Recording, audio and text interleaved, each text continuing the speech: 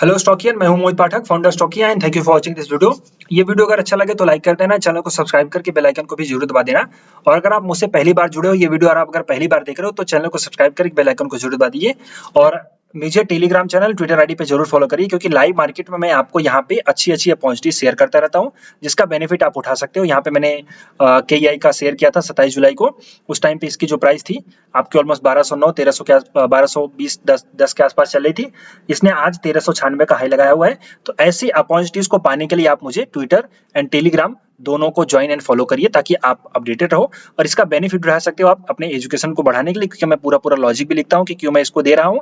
Plus आप इसका इस्तेमाल भी कर सकते हो अगर आप करना चाहो तो।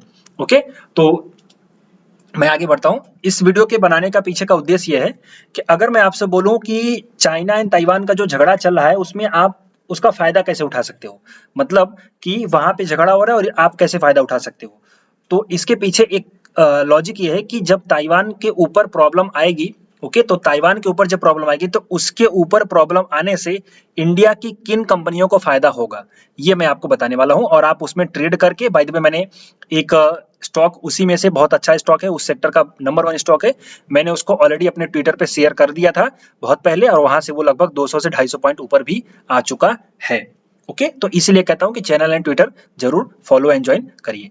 अब लॉजिक ये है कि अगर चाइना ताइवान का इशू होगा तो ताइवान को प्रॉब्लम क्रिएट होगी, ताइवान के ऊपर दिक्कत आएगी। वो अलग बात है कि झगड़ा होगा नहीं होगा, कोई बचाने आएगा नहीं आएगा, वो सब अलग बात है, वो पॉलिटिकल है, वो सब हम इस पे नहीं जाते हैं। प्रॉब्लम ये है कि अगर इसके ऊपर दिक्कत आई चाइना के ऊपर, तो ताइवान के ऊपर, तो अगर ताइवान के ऊपर दिक्कत आई तो दिक्कत आने से हमारे यहाँ की जो सेमीकंडक्टर चिप कंपनीज हैं इनको फायदा होने वाला है।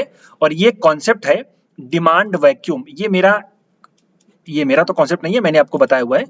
मेरे चैनल पे आप जाइएगा, सीधे सीधे आप अगर लिखेंगे डिमांड वैक्यूम, यहाँ पे आप चैनल पे आ जाइए और यहाँ पे सर्च के बॉक्स में आ जाएंगे डिमांड। ये देखिए डिमांड वैक्यूम का मैंने एक वीडियो बनाया था, आप इसको देख लेना। और ये तब बनाया था जब शुगर स्टॉक रैली करने वाला था, मतलब रैली कर रहा था, थोड़ा सा भागा था। और उसी टाइम पे मैंने कॉफी स्टॉक, CCL प्रोडक्ट और टाटा कॉफी का मैंने वीडियो दिया था। CCL प्रोडक्ट तो आई थिंक वहां से 100 रुपीज ऊपर हो गया था। तो इस वीडियो को आप जब देखोगे तो आपको पता चलेगा कि ये जो एक कॉन्सेप्ट है, इसको आपको देखोगे तो समझ में आएगा।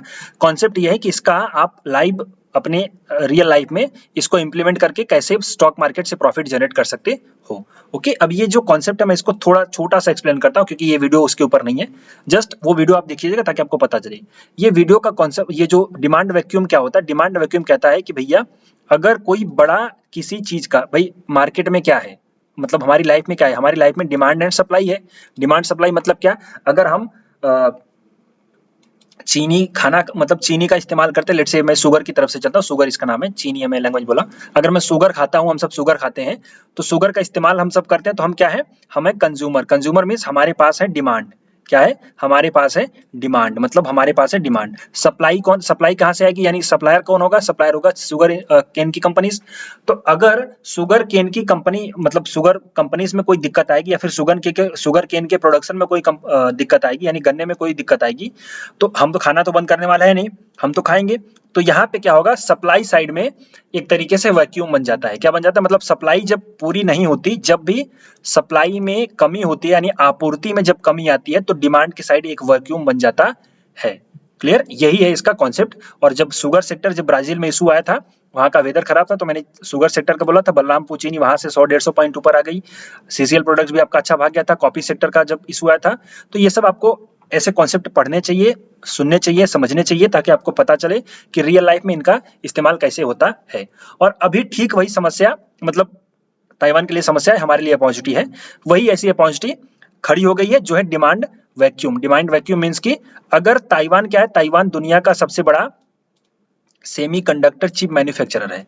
अगर चाइना ने उसके ऊपर कुछ भी प्रॉब्लम क्रिएट करी, उसको दिक्कत आई 1-2 महीने, 3 महीने, 4 महीने, जो भी दिक्कत आई, वैसे भी अभी भी चिप का शॉर्टेज है ही, लेकिन अगर उसको और ज्यादा प्रॉब्लम क्रिएट किया गया तो वहां पे क्या होगा, सप्लाई रुक जाएगी, चिप की सप्लाई रुक जाएगी। डिमांड तो है ही, बाय द वे हमारे यहाँ के जो ऑटो मेकर हैं, उन लोगों ने प्रोडक्शन अपना कम कर दिया है इसको देखते हुए, बट ये कब तक कम करेंगे।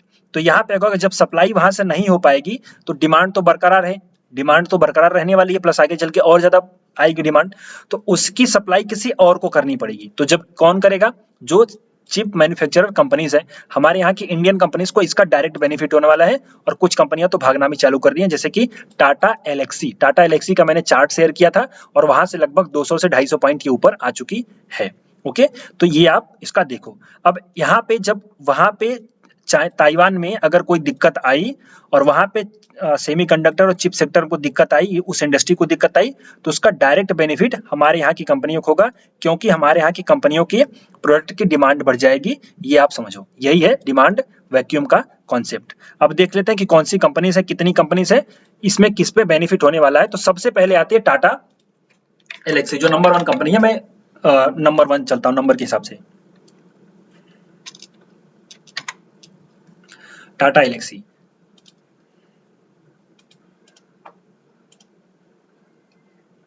टाटा एलेक्सी का मैंने चार्ट भी शेयर किया था, आप लोगों को अगर पता हो तो मैंने आई थिंक यहाँ पे कहीं पे शेयर किया होगा और वहां से ये इतना ऊपर आ चुका है, ये देखिए। तो अब पहली बात तो यहीं पे पॉजिटिव मिल गए थे, अभी भी इसमें कोई दिक्कत नहीं है आपका। देखिए अब मैं इसको ये रेजिस्टेंस जोन बना देता हूं।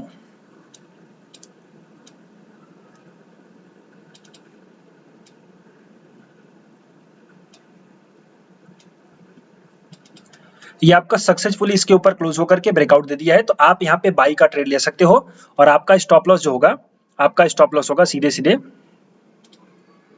लेट्स से आप कहीं पे यहाँ पे एंट्री करते हो, आपको उतना मिलने वाला तो है नहीं, 234-250 पॉइंट का आपका स्टॉप लॉस होगा। मिनिमम आप 1000 पॉइंट का टारगेट यहाँ पे पकड़ के चल सकते हो, उससे ऊपर और मिल जाए तो अच्छी बात है। ओके, तो ये हो गया टाटा एलेक्सी के पीछे का लॉजिक। ओके, चार्ट में आपका ब्रेकआउट भी आ रखा है, ब्रेकआउट आप अगर समझते हो तो असेंडिंग ट्रायंगल का भी ब्रेकआउट है, जो कि एक बहुत अच्छा पैटर्न माना जाता है। तो आप यहाँ पे बाय द वे हमने नीचे, मतलब मैंने नीचे ट्वीट किया था, मेरे क्लाइंटों ने लिया हुआ है, बट आप इसको यहाँ पे भी ट्रेड करोगे तो कोई दिक्कत नहीं, आपका रिस्क टू रिवॉर्ड आपके हिसाब से होगा। तो ये बेनिफिट किसको मिलेगा? अगर चाइना में कोई दिक्कत आई तो सबसे अच्छा और सबसे बड़ा मैन्युफैक्चरर जो है हमारे यहाँ का टाटा एलेक्सी है, जिसको डायरेक्ट बेनिफिट होगा इस प्रॉब्लम की वजह से। मतलब ताइवान को अगर दिक्कत होगी तो हमारे यहाँ टाटा एलेक्सी के लिए वो अच्छी बात है। ओके, अगला स्टॉक है मॉस्टिप। देखिए, जिन कंपनी का फंडामेंटल खराब होता है मैं उनको कभी भी ट्रैक नहीं करता, और अगर ट्रैक करता भी हूं तो सिर्फ लोगों को गाइड करने के लिए, आप इनमें मत पड़ो, इनमें से निकल जाओ। लेकिन फिलहाल टेक्निकल बेसिस पे अगर हम देखें तो, और टेक्निकल प्लस वो जो मैंने बताया डिमांड वैक्यूम, तो उसके बेस पे अगर आप चाहो तो इसमें ट्रेड कर सकते हो, और एक ट्रेडिंग के लिए ही, मतलब इसमें लॉन्ग टर्म का जाना माने का कोई मेरा कुछ इरादा है नहीं। और जब जिस टाइम पे ये भाग रहा था उस टाइम पे भी मैंने मना किया था अपने स्टूडेंट्स को, बहुत से स्टूडेंट या फिर क्लाइंटों ने मेरे पूछा था, मैंने मना ही किया था, मैंने कहा मत बाई करो। ओके, क्योंकि फंडामेंटल सही नहीं है, डेट के ऊपर दबे हैं ये लोग, तो कुछ होने वाला है नहीं इनसे। ओके, अगर इनको कल को ऑर्डर मिल भी जाएगा तो ये इनपुट कॉस्ट कहां से डालेंगे, तो वो प्रॉब्लम क्रिएट होती है, समझे आप? तो इनको दिक्कत आएगी। हाँ, लेकिन प्रेजेंट टाइम पे प्राइस एक्शन, चूंकि फंडामेंटल बहुत कम काम करता है, प्राइस अपने हिसाब से चलती है, तो हम ट्रेडिंग के पर्पस से इसको इस्तेमाल कर सकते हैं। अब दिक्कत यह है कि यहाँ पे सर्किट वाला ये स्टॉक है, सर्किट आप देखो यहाँ पे सीधे सीधे इसने रेंज का ब्रेकआउट दे दिया और अब ये सर्किट में लगेगा, तो कल अगर आपको मिल जाए तो आप बाई कर सकते हो, लेकिन आप इसमें से प्रॉफिट बुक करके निकलने का ट्राई करना। और अगर आप रिस्क नहीं लेना चाहते हो तो टाटा एलेक्सी आपके लिए अच्छा है, क्योंकि रिटर्न आपका परसेंटेज में मैटर करता है।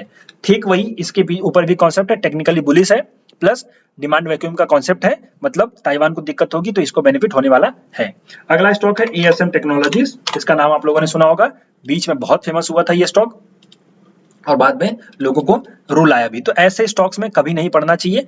हाँ, लेकिन ये थोड़ा सा अगर हम देखें तो मॉस्टिप से मुझे थोड़ा सा ये सही दिख रहा है। ओके, फंडामेंटल इसके भी थोड़े से ठीक है, मतलब एकदम ठीक तो नहीं है, डेट के ऊपर ये भी बचे हुए हैं, दबे हुए हैं, इनका कोई खास वो है नहीं फंडामेंटल, बट चूंकि इनके प्रोडक्ट में डिमांड है और अभी आगे चल के और डिमांड क्रिएट होगी अगर ताइवान का इशू जल्दी सॉल्व नहीं हुआ तो। ओके, प्लस आपको पता है ताइवान भी पूरा प्रोडक्शन नहीं कर रहा है, पूरा मतलब उसको जो डिमांड है उसको कंप्लीट नहीं कर पा रहा है, ये पॉइंट है। तो अगर आप इसमें बाई कर सकते हो, आपका ये देखिए ऊपर गया, सर्किट में आ गया, आई थिंक इसकी सर्किट क्या है, ये क्या है, इसका कुछ ई अर्निंग है।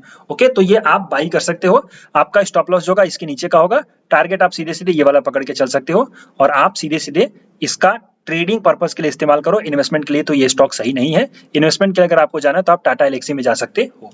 तो जो मैं ये तीनों स्टॉक्स को मैंने बताया, इनके पीछे का लॉजिक ये है कि इनमें डिमांड वैक्यूम क्रिएट हुई है।